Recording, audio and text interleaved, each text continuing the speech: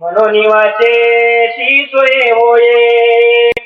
निज कीर्ती सोय गाये करू काय मी आता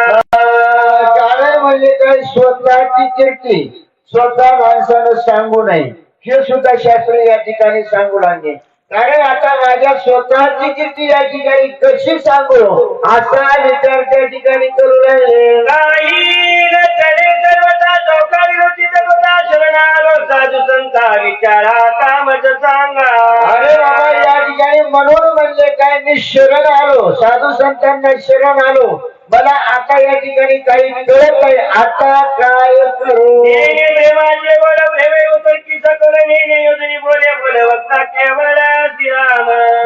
कारण म्हणजे काय या ठिकाणी जे माझं बळ असेल माझी शक्ती असेल माझा प्रताप असेल माझा आतापर्यंत जे कार्य असेल तो माझा राम आहे असं त्या ठिकाणी म्हणू लागले संस्कृती लेखनी देवणी हाती रावणी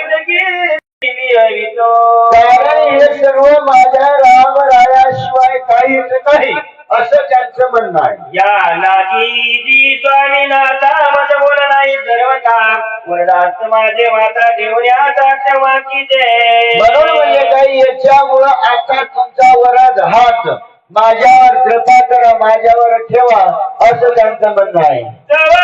कृपालू साधू जन उभयाली सोय बोलते झाले वचन अमृतावून सुखकारी कारण म्हणजे काय तेव्हा साधू सज्जन जे काही संत असतील ते अमृतापेक्षाही गोड असं असणारे कार्य ते करत असतात म्हणून म्हणजे काय तुमची कृपा झाल्यामुळे हे कार्य होईल तुका बाकी तोशी करुणा कासयासी होते दिना वक्ता एक जनार्दन तेथे चुकून परिहारा कारण म्हणजे काय या ठिकाणी वक्ता असताना कारण सर्व म्हणजे काय या ठिकाणी आपण फक्त निमित्त मात्र आहोत पण याच्या पाठीमागं दुसऱ्याच अशा आकाराची एक शक्ती आहे दिवाळी नाही म्हणजे दैवी शक्ती कारण जनार्दन स्वामीशिवाय हे कुठलंही कार्य होऊ शकत नाही असं गावबा काकांचं म्हणणं आहे तुझे मुखे कथा आवडली श्री रघुनाथा वाचे वचनानी वक्ता स्वये तत्वता होनी कारण म्हणजे काय तुझ्या मुखीची हे कथा कारण रामरायाला आपल्या या महाराष्ट्रातून ही जी रामायणाची जी कथा आहे स्वतः रामरायाला आवडली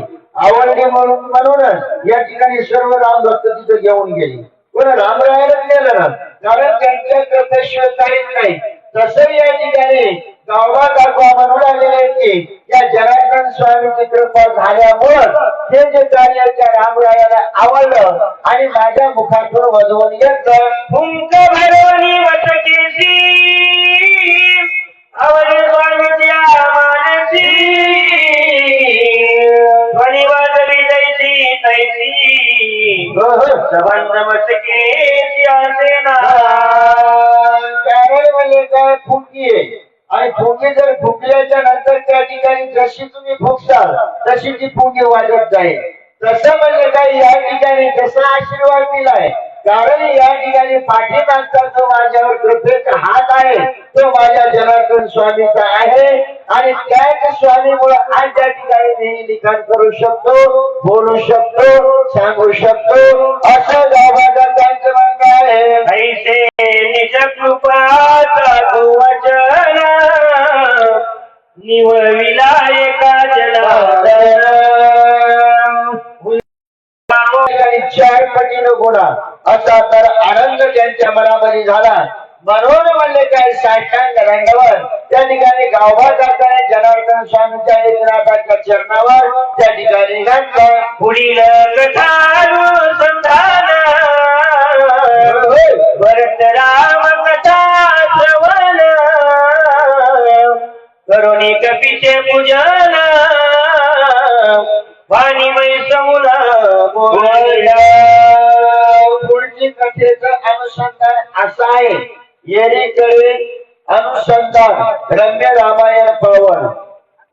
श्रवणे भावदोष खंडन श्रवण वाचले केली या एवढं गुण रामायणे कारण या रामायणाची कथा श्रवण केल्याच्या नंतर त्या ठिकाणी केवढंही जरी दुःख असेल तर ते दुःख नाहीसे होत असते म्हणून या ठिकाणी असं तर सांगू लागले की हा भरत भैया त्या ठिकाणी हनुमंतरायाचे पूजन विधान करतील आणि पूजा करून बाणावर बसवतील आणि एका क्षणामध्ये त्या ठिकाणी रामरायाकडे पाठवतील श्री भावात राम यांच्याकडे एका ठिकाणी भरतानुमान नाम सप्त सत्वाध्याय गोड हा जेवढं ते पुरते अधिक ते सर ते करून घ्यावे तुम्ही विनवी तसे करून घेतलेली सेवा भोलेनाथाच्या चरणावर समर्पित करून या ठिकाणी सेवेला पूर्ण विराम श्री ज्ञानदेव तुकाराम पंढरीनाथ भगवान की जय. माऊली ज्ञाने